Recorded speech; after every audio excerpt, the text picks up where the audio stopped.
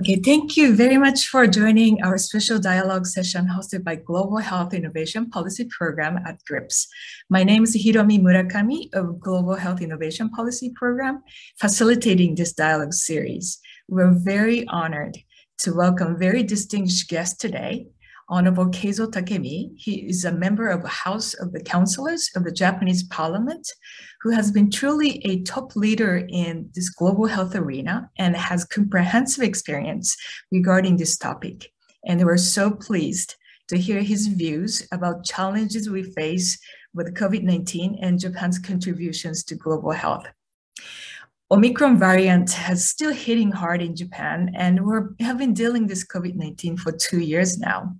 It is particularly important today to think through what we've learned and how we can better prepare for the future health crisis.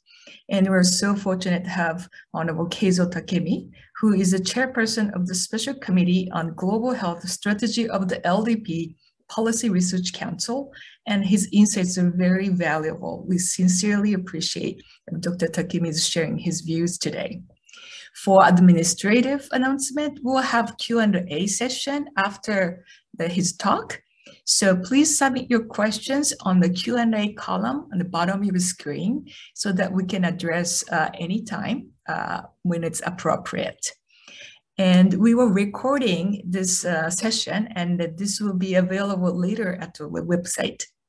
So let me introduce today's speaker, Honorable Keizo Takemi. Dr. Takemi is a member of the House of Councillors of the Japanese Parliament, or Diet, where he belongs to the Liberal Democratic Party. He has been a senior fellow with the Japan Center for International Exchange, JCIE, since 2007, and was a research fellow at Harvard School of Public Health from 2007 to 2009. Dr. Takemi has been involved in various global initiatives, including the Commission on Information and Accountability for Women's and Children's Health, Global Health Workforce Alliance, WHO Expert Working Group on R&D Financing, and the International Organizing Committee of Prince Mahidol Award Conference. He has also been serving as a chair of the Parliamentary Caucus on Stop TB Partnership and the Asian Forum of Parliamentarians on Population and Development. He's a visiting professor at a number of universities around Japan and has contributed numerous articles in English and Japanese to journals such as The Lancet, Asia Pacific Review, The GHIPP, The Diplomacy. Since September 2007, he has been serving as the chair of the executive committee of JCIE's Global Health and Human Security Program, a pioneering public-private partnership on global health. Let me also introduce Dr. Kiyoshi Kurokawa, who will be joining as a commentator today. He's a professor emeritus at GRIPS. He's the head of the Global Health Innovation Policy Program, and he has long been involved in global health policy, and of course, COVID-19. He is a vice chair of the World Dementia Council, a member of International Scientific Advisory Committee, and in many other institutions. With that, I'd like to pass the microphone to Dr. Takemi. We very much appreciate you taking time for today. Thank you.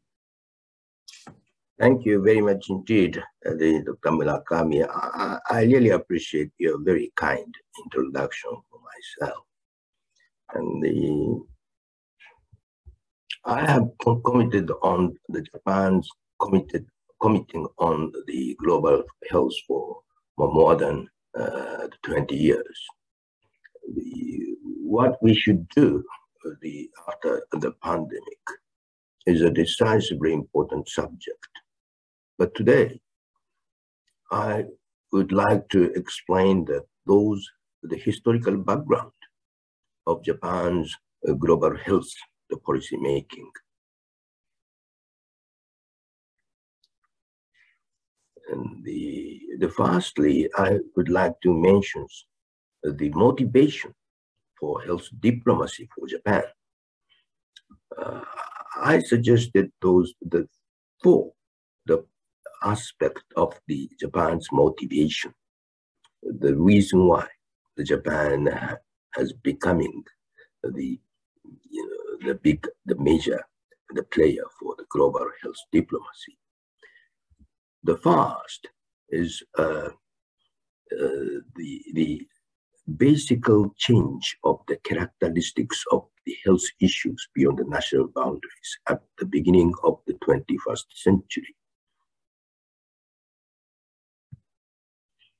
You remember that the Millennium Development Goals, MDGs, which was adopted at the Millennium Summit in 2000.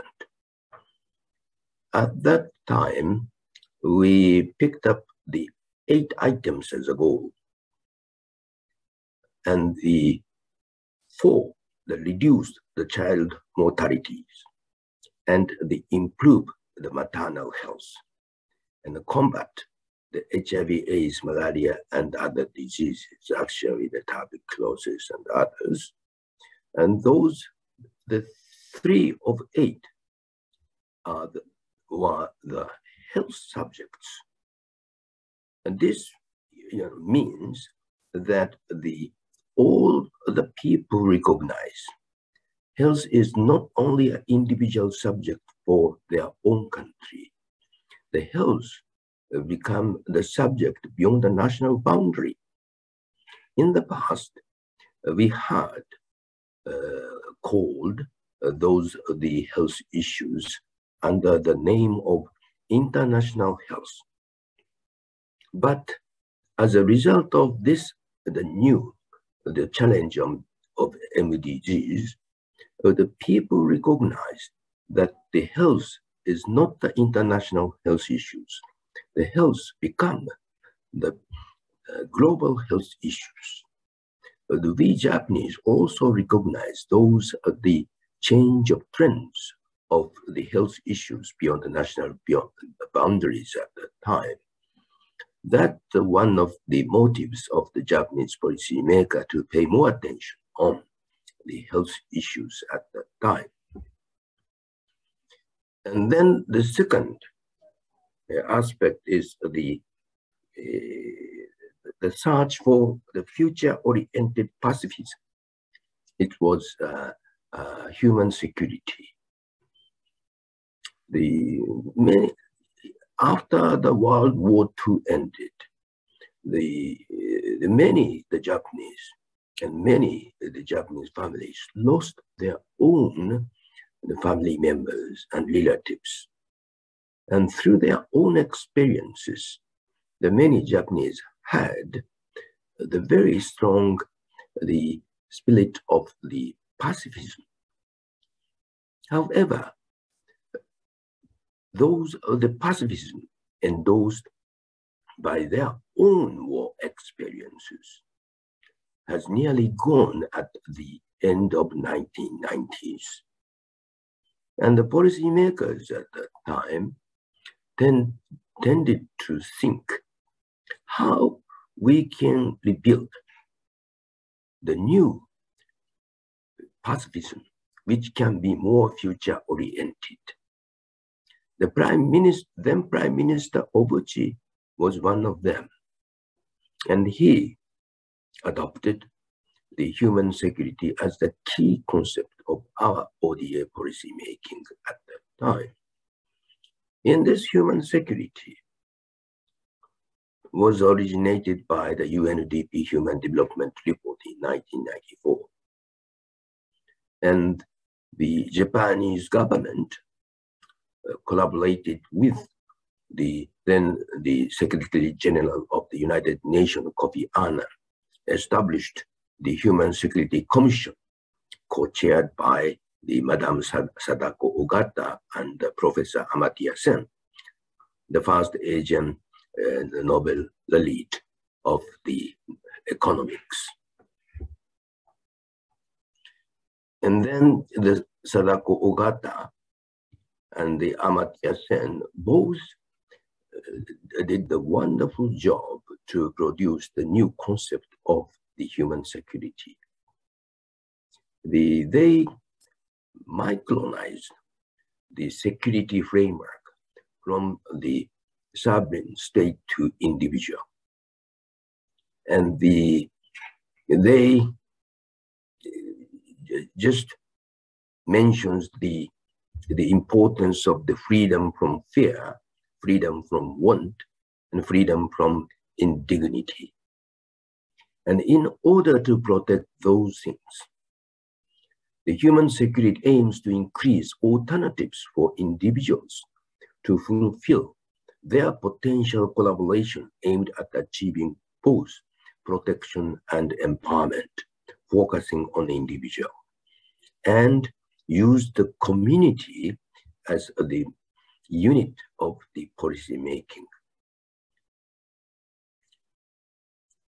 In this case, you may notice that the people should have the right to increase the various alternatives to gain the meaningful life through the protection and empowerment in a community. In this process, what the health means,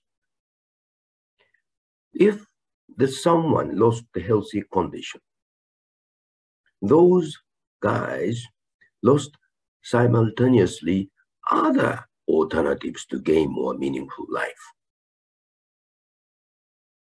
And therefore, the health become the core part of the human security approach.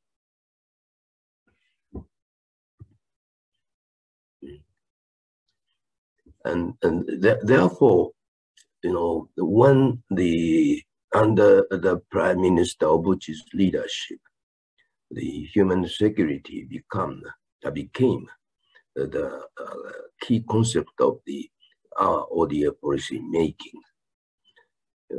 The people recognize simultaneously the health become a core part of our foreign policy as well. And this is one of the incentives of ours to commit on the global health. And this is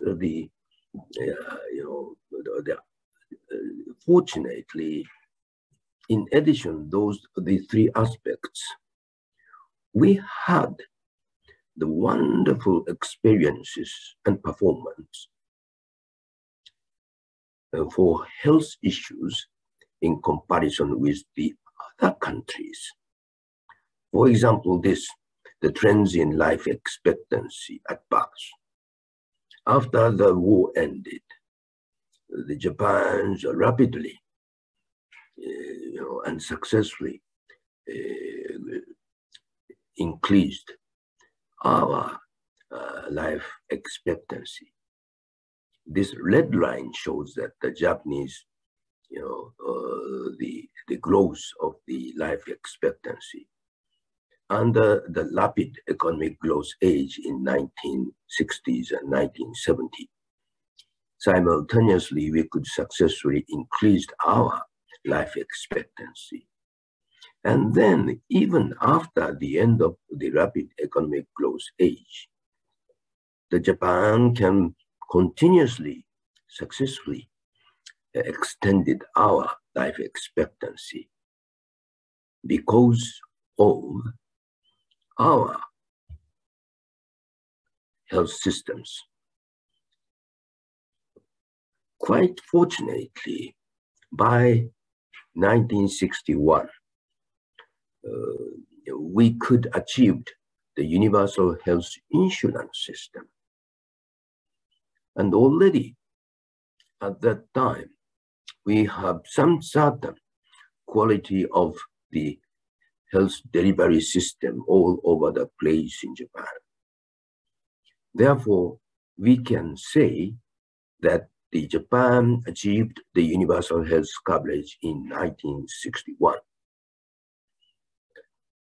As a result of this, the wonderful health system of the universal health coverage, even after the end of the rapid economic growth age, we could quite efficiently deliver the right kind of the health services to our people under the process of the changing structure of our diseases. At the first stage after the war, still the infectious diseases such as the tuberculosis are the decisively, the large cause of the Japanese death. But gradually changing, the cancers and the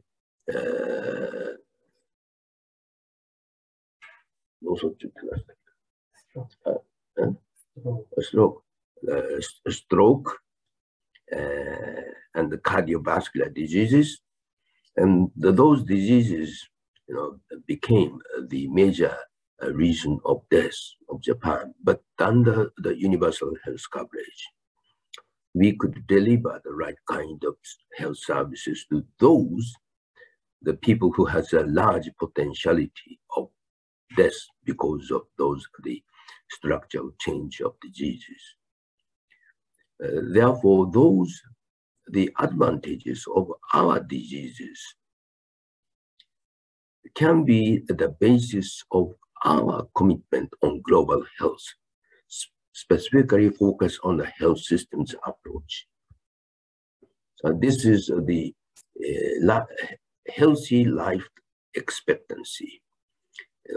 It is a marvelous that the Japan's male and female both are the top of the healthy life expectancy. This is one of the symbol of our advantages of our experiences on health. And then I mentioned that we achieved the universal health coverage in 1961. Therefore, now we have a 60th anniversary of the universal health coverage. This is also the advantageous position of Japan. And then our policymakers quite actively, made their presence on the medical journals like Lancet. The Prime Minister Abe and the Finance Minister Taro Aso and the Foreign Minister Hayashi, the current Minister for Foreign Affairs. Those of the cabinet members, except the health minister, quite often wrote the article on those medical journals and explained that how Japan can contribute for the global health issues, specifically for the universal health coverage. And then the Japanese government itself adopted our first strategical framework for the committing on the global health through the Japan strategy on global health diplomacy in the 2030 and the 2015.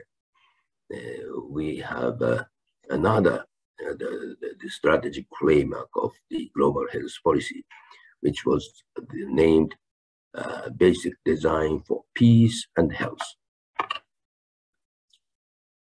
Now, how we can, we could realize those our strategic framework on the international scene. I should highlight on the G7, G8, and G20 framework as the political stage for our health policy making. Look at this chronological, the process. July 2000, we was a host of the G8 Kyushu Okinawa Summit. At that time, Japanese government pledged the $3 billion US to commit on the infectious diseases issues. It was called Okinawa Infectious Disease Initiative.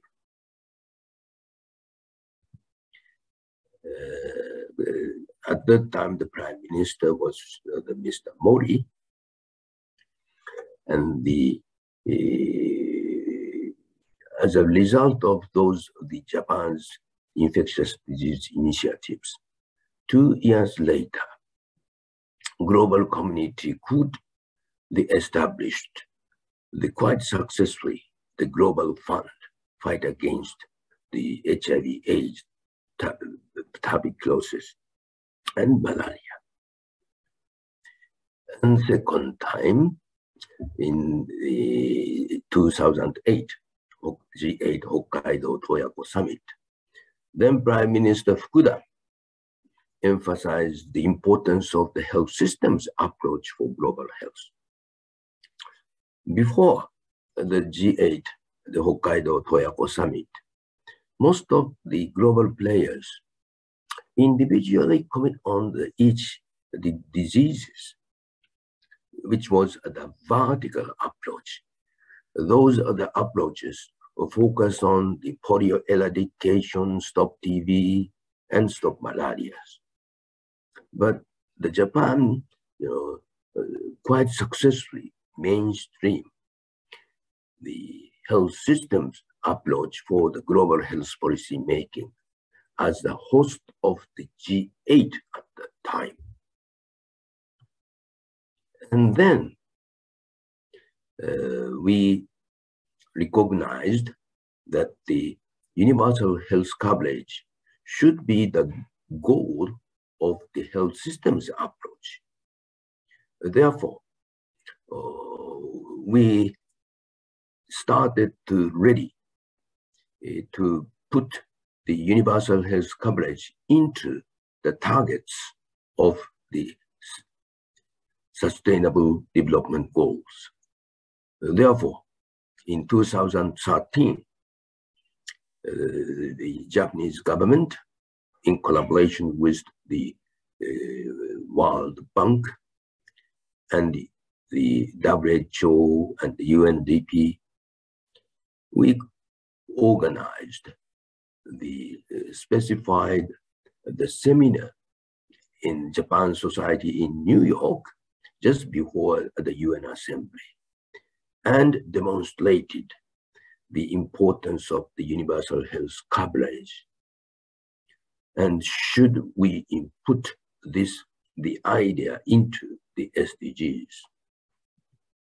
And finally, and successfully, our proposal was adopted by the United Nations, and the universal health coverage became one of the targets of the SDGs, SDG 3. The achievement of universal health coverage is positioned as one of the targets of the Sustainable Development Goals. And the sentence is just this: to achieve universal health coverage, including financial risk protection, access to quality and essential health care services, and access to safe and effective, the quality and affordable essential medicines and vaccines for all. So this is the wonderful definition, I think. And this is the goal of the health systems approach as well. And then the concept of the universal health coverage is essentially the multilateral framework. Not only the health, but also economics and social systems are all closely related to the process to achieve the universal health coverage. Therefore, once we could set up the multilateral framework, such as the universal health coverage in the SDGs, this process to achieve the universal health coverage can be the basis to achieve another targets of the SDGs, such as the SDG 1, no poverty, SDG 2, food security, nutrition, sustainable agriculture, and 4, the quality education, 5th, the gender equality, and 16th, inclusive societies. And the SDG 3, equitable health outcomes and well-being, global public health security and resilient societies. And SDG 8, inclusive economic growth and decent jobs. Therefore, we started from the health system strengthening approach as the host of the G8 Toyoko Summit. Gradually, we could stage up our position to commit on the universal health coverage and took the very important role to put this idea into the targets of the SDGs. At that time, simultaneously, unfortunately, the pandemic happened in the South Africa. 2014 to 2016, the Ebola outbreak in West Africa. Therefore, we also pay attention on how we can cope with the risky infectious diseases, while encourage the individual countries to achieve the universal health coverage. So the Ebola, outbreak show us that we are facing double burden, not only fight against the infectious diseases, we also fight against the new kind of the increasing, the serious, the cause of death, such as the non-infectious diseases. Therefore, infectious diseases and non-infectious diseases, both we have to cope simultaneously. We call it the increasing double burden. And then, right after the adoption of the SDGs in 1960, the first, the host of the G7 was Japan. Therefore, Japan picked up the health as the most important key agenda at the G7 Iseshima Summit, and highlighted and publicized the Iseshima framework, the first reinforcing the global health architecture to respond to public health emergencies. And second, attaining universal health coverage with strong health system and better preparedness and prevention. And third is the strengthening the response to AMR. In two among three, especially the first one and the second one, we can say that the preparedness and prevention for risky infectious diseases should be the part of the process to achieve the universal health coverage. So this is the Iseshima vision. So in this framework, we try to encourage the individual, the member states and the individual countries in all over the world, cope with those increasing double burden of the global health. And then in 2017, we was the host of the first UHC forum and inviting the Secretary General Guterres and the WHO's head, the Tedros, and the head of the World Bank, Jim Yong Kim, and the head of the UNICEF at the time, Tony Lake, and the CEO of the Gavi Alliance, the Seth Barkley. And those are the tops of the global health, the policy making gathered. And quite successfully, we could mainstream those UHC approaches for the global health policy making and highlighted the finance issues as the key, the first approach for the global health policy making. Therefore, the finance minister, Taro Aso, he closely collaborated with the president of the Jim Yong Kim of the World Bank, co-organized the specified official event for the spring meeting of the World Bank IMF in 2018. And finance ministers gathered for universal health coverage at that time. The bank and WHO and Japanese government were the host of this special event. And we try to prioritize health financing as the first priority approach for the universal health coverage. This means not only to strengthen the global financing structure, but we also emphasize the importance of how increase domestic financial resources for individual countries to create sustainable health financing. Therefore, the WHO, World Bank, Government of Japan joint UHC finance ministers meeting, and the encourage to mobilize the domestic funds as a sustainable source of UHC promotion and strengthening the cooperation between the Minister of Finance and the Minister of Health. And the framework was all reflected from the Ise-Shima framework, which was publicized at the G7 summit in Ise-Shima. And then we became being the host of the G20 2019.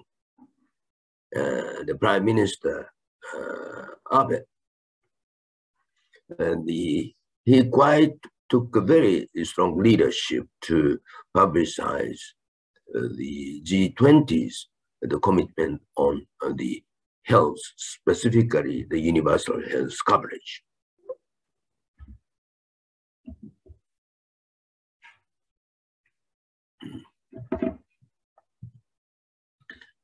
Therefore, when Japan was the host of the G20, historically first, we host the joint meeting for health minister and the finance minister, and encourage to collaborate each other and highlight the health finance as a key for the UHC approaches.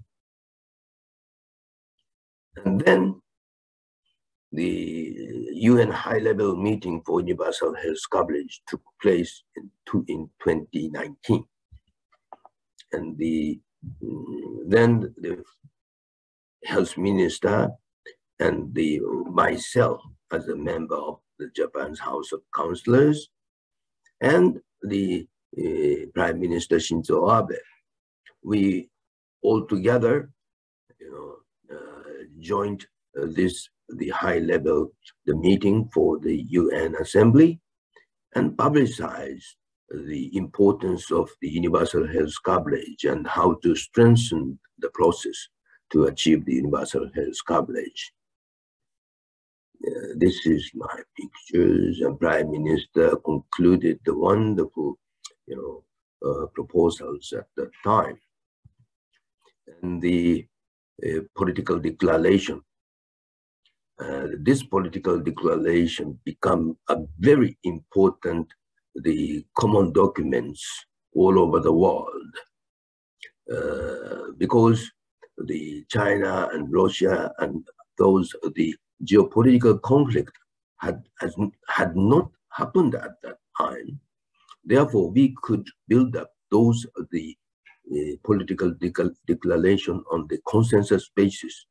Maybe this has become the very important documents for the global health based on the consensus-based decision making at the United Nations. This is a political advisory panel. I'm one of them. And the good he publicized his policy briefs, COVID-19 and the universal health coverage. So the COVID-19 has shown that the universal health coverage, strong public health systems, and emergency preparedness are essential to communities, to economies, to everyone. So the Guterres also realized the UHC and resilience of the health system should be the basis of not only our health, but also for the stability of the society as a whole, including economics. And then I also have to say that it's really unfortunate that the Russians' invasion to Ukraine showed quite clearly that the difficulties of the consensus-based decision-making at the United Nations and UN families, of course, including the global health policy making. So it's rather difficult for us to use the consensus-based decision-making. At that time, how we can build up the new and expecting the global governance for the risky infectious diseases. And I noticed that the rise of the middle power, new diplomatic space are now happening in the global health politics. When the President Trump decided to withdraw from the WHO, the superpower committed on the global health issues. But the COVID-19 pandemic happened. At that time, the middle power countries, such as the Austria and Switzerland, the Holland, and Singapore, Japan, Thailand, Canadians, and those the middle power gathered and took the very important initiatives to create the governance networks, accelerators, and the COVAX facilities. And this is the Access to COVID-19 Tools Accelerator. You can look at the players of this alliance. The Bill and Melinda Gates Associations, foundations, and Wellcome Trust, the private sector, and the Gavi Alliance, World Bank Groups, UN UNITAD, the Global Fund, CEPIC, Global Financing Facilities, the World Health Organizations. And those public and private collaboration at the global levels happened to create the networks against the pandemic and focus on diagnostics, therapeutics, and vaccines and health system. Specifically, the financing is very important for the framework. But this is the weakness of the governance structure initiated by the middle power countries.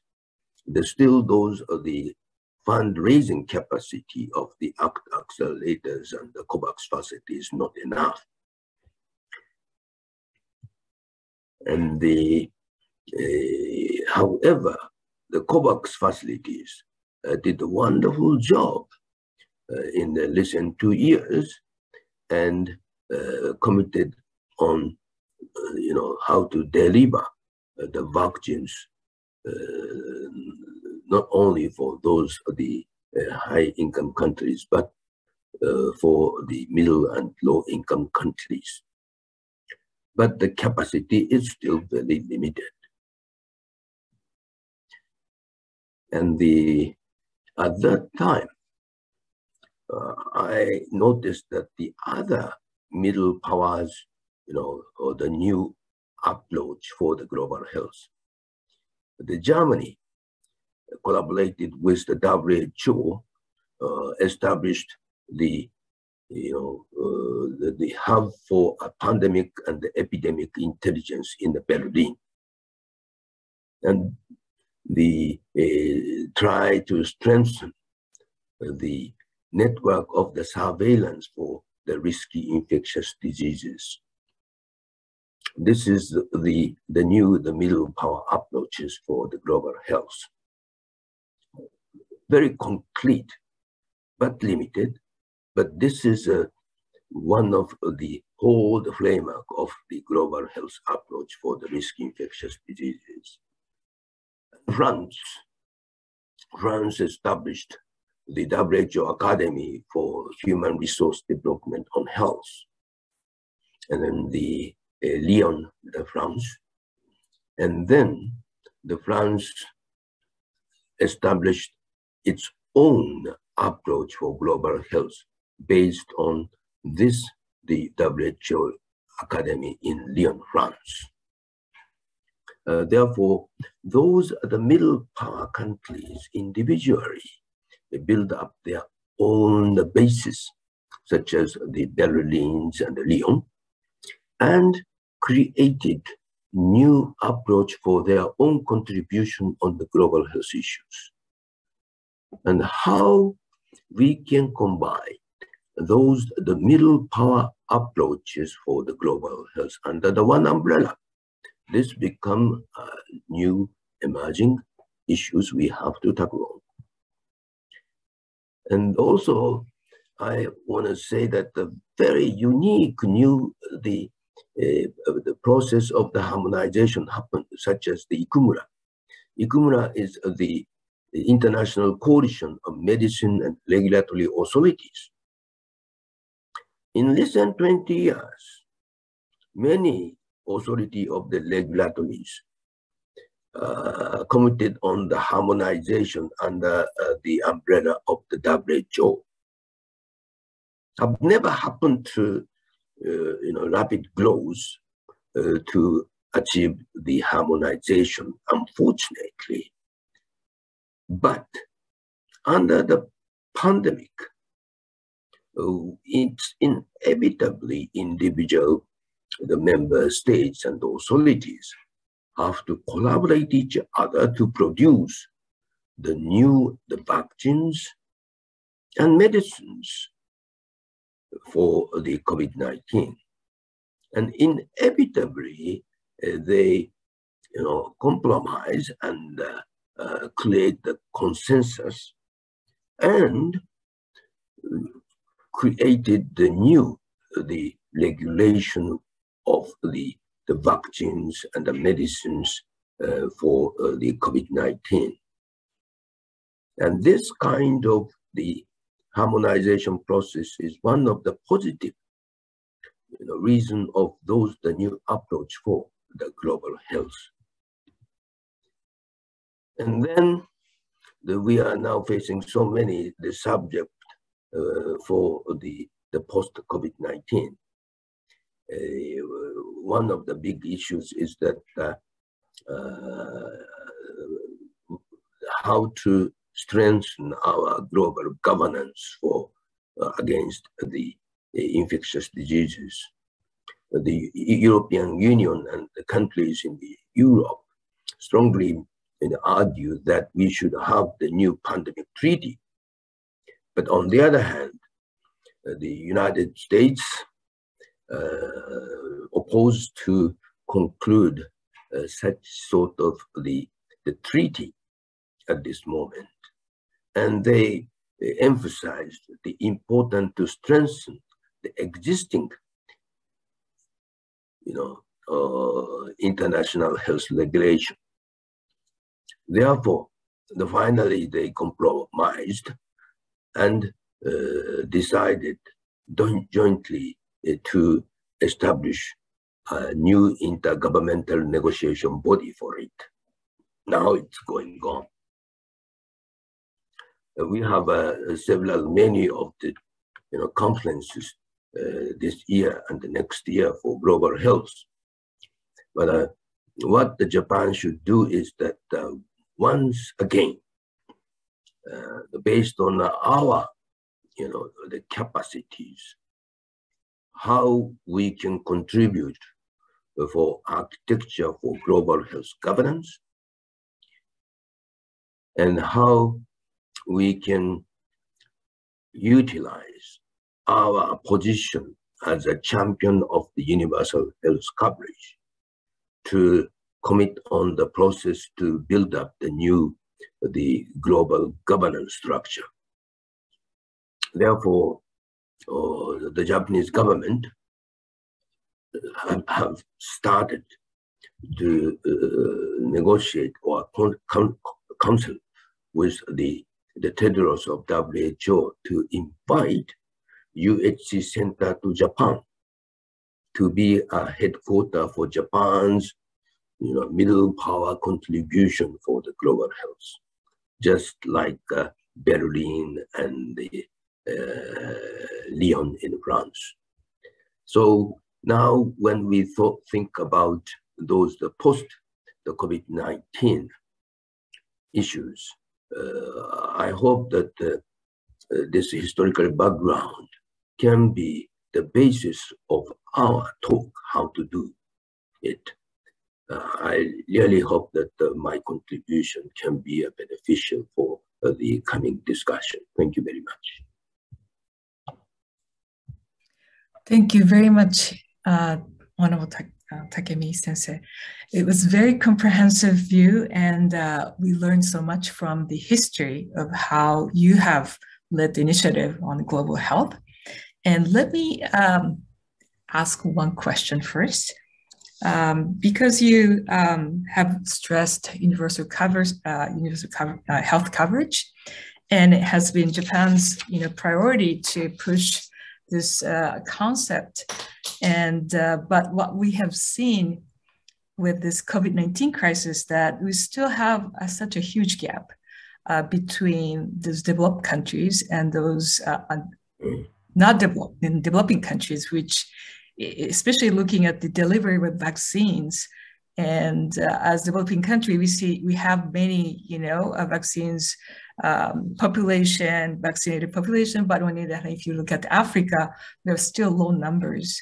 So from your perspective, because you're a policymaker, you be involved in decision making in this global health and international arena. So you mentioned that the rise of middle powers and those new powers, new players. But what can Japan do more? What can not, to really enforce, the universal health coverage or health systems in those African regions or the places that are underdeveloped, to have more equal access to those health systems from Japan's point of view, Japan's policymaker point of view? This is a very fundamental question. As I mentioned, that fortunately we have some of the advantages in our domestic resources and experiences. Still, we should utilize those advantages to contribute continuously for the coming issues of the global health after the COVID-19. And still, the universal health coverage should be the basis and the basic concept of our contribution, specifically resilient health system and the resilient universal health coverage should be the basic framework to cope with increasing double burden I mentioned, the increasing threat, not only from the non-infectious diseases, but also from the infectious diseases both. Therefore, I think that we are having the headquarters for the universal health coverage in Tokyo in collaboration with the WHO. And then we should create new bi-mulch framework more strategically. And then we can more consistently and strategically, we can commit on the common health issues under the name of the universal health coverage. So this is one of the framework now I'm thinking how to cope with those post-COVID-19 society in the world. Thank you. Thank you very much. And I have one more question from the audience previously submitted. He's asking about the vaccine development in Japan. We have seen US or UK or Germany that they have, quickly developed vaccines, and Japan has many pharmaceutical companies, but they're developing vaccines, but they're sort of late. So from your policymakers' perspective, what policy can be changed in order to improve the situation of development environment? What can do better for Japan's pharmaceutical companies come up with more vaccines so that to utilize as a global health diplomacy to maybe provide vaccines to those COVAX, not the financial terms, but for the vaccines contribution. How do you see that? It's a really good question. So far, we only contributed the COVAX facilities and the CEPI for the vaccine development through the money and financial resources. And our pharmaceutical corporations mostly paid attention on the other approaches for their own pharmaceutical products in the recent 2 decades. The only Shionogi, consistently developed the medicines for infectious diseases. However, our human resources of the biotechnologies has not been developed enough to contribute for the new biomedical approach for the vaccine development. Therefore, we should catch up. The first, the subject we should do is that how we can strengthen our own, the capacity of the vaccine development itself, not only at the pharmaceutical companies, but the academias as well. Therefore, we now, the AMED of the Japan's financing scheme of the health development, now have a so-called SCAD, which is the framework for the financing on the vaccines and medicines for infectious diseases. And they give them the 250 million the Japanese yen for their own fund, and hired the provost and knew the head of the center, and also the fellows there, and create the team of the research for those the vaccines development capacity, not only in academia but also in the pharmaceutical corporation, and allocate those resources for the development. However, this is just started.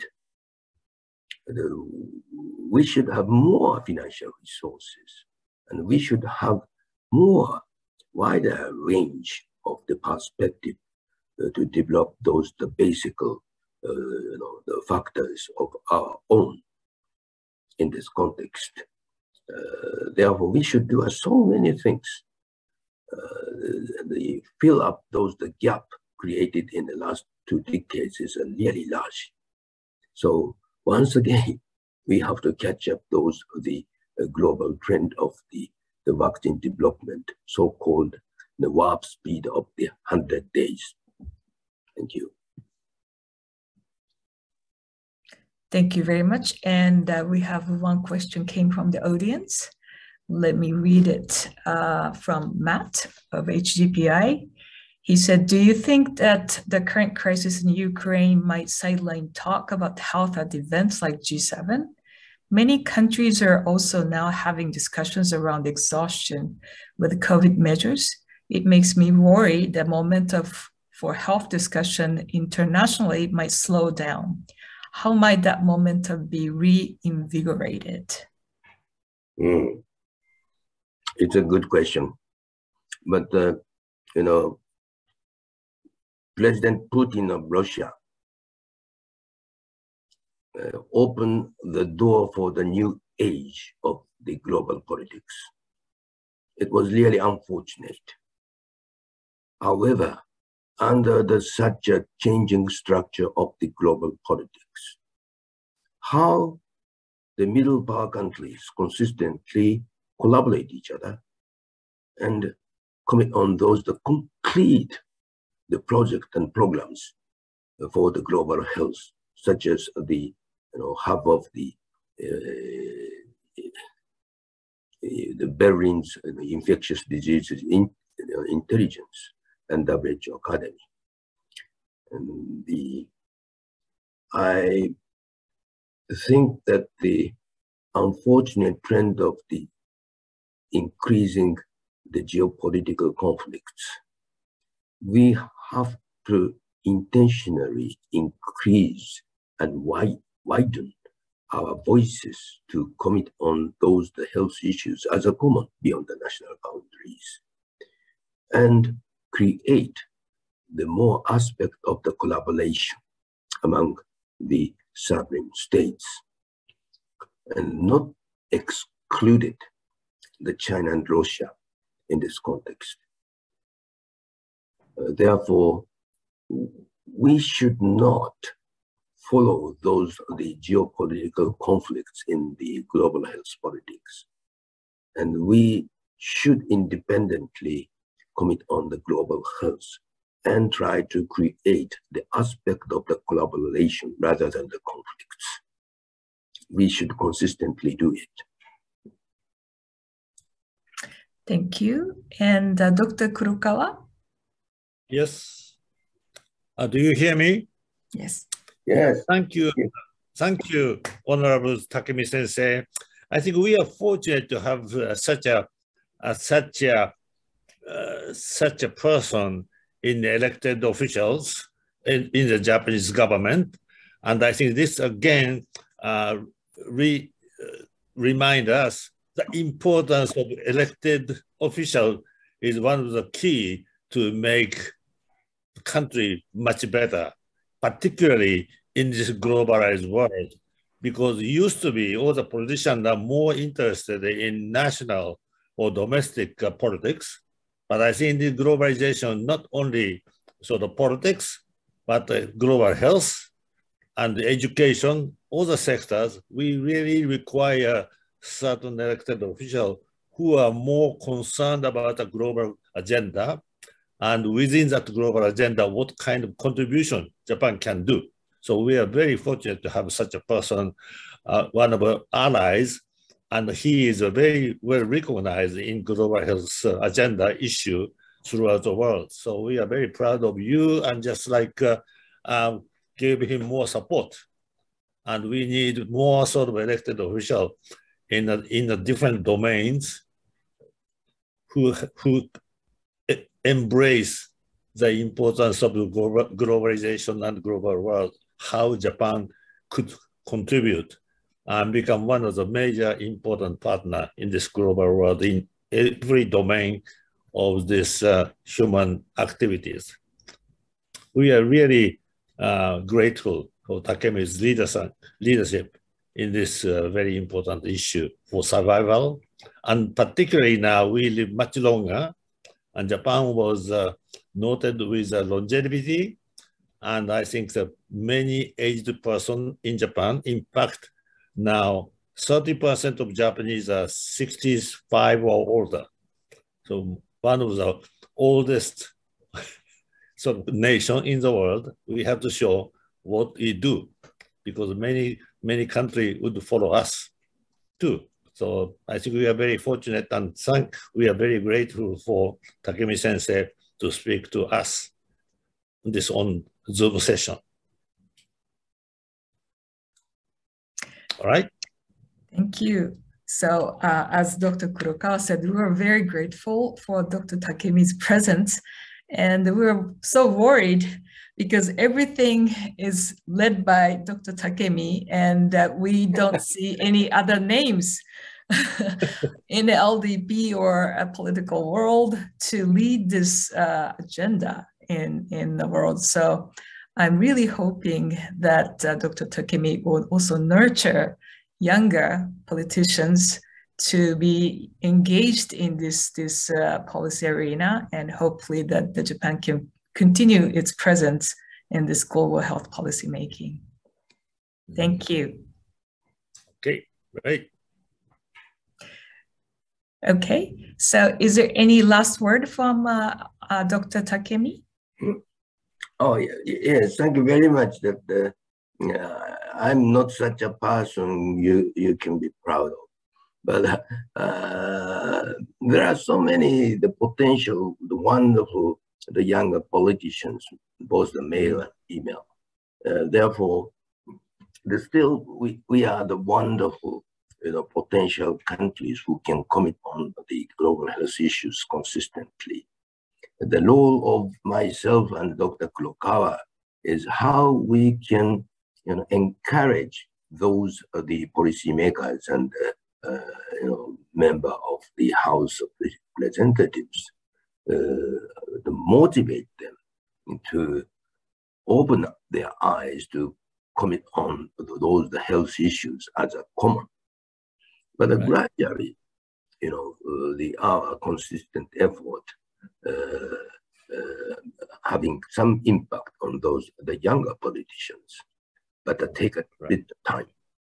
But finally, I would like to say thanks that this is the wonderful opportunities of myself to talk about Japan's history of the commitment on global health issues.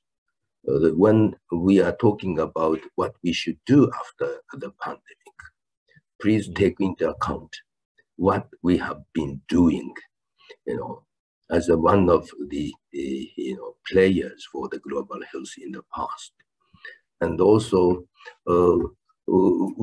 we have just launched the new generation of human security at the UNDP, and the special report, mentions that a new stage of the human security approach.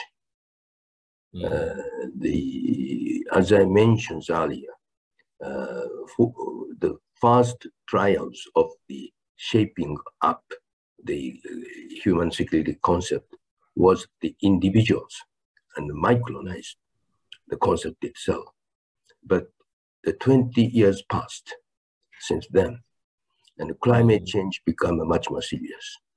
And the pandemic quite often happened. And the digitalizations are growing up and created those negative aspects as well. Therefore, now the stage has been changing. So we should keep the community-based approach for the human security. Simultaneously, we maximize the concept of the security up to the human society as a whole. And then we think that how the human society can coexist with our planet. That we are entering into the new age of the Anthropocene. And then we have to think much more globally, including our planet, how we can, create the world order. But on the other hand, another negative aspects are happening through the geopolitical conflicts. Therefore, we always based on those realities of our world, and then create the future-oriented framework for our own society as a whole. So this report can be very beneficial for those who has the interest on that, how Japan continuously commit on the global issues. Thank you. Thank you very much. With this, we'd like to thank Dr. Takemi for sharing his views. It was very valuable information and all the perspective. We thank you very much for your time. Thank you very much for everybody joining us. And Thank you, Takemi. thank You're you very welcome. much. Thank you.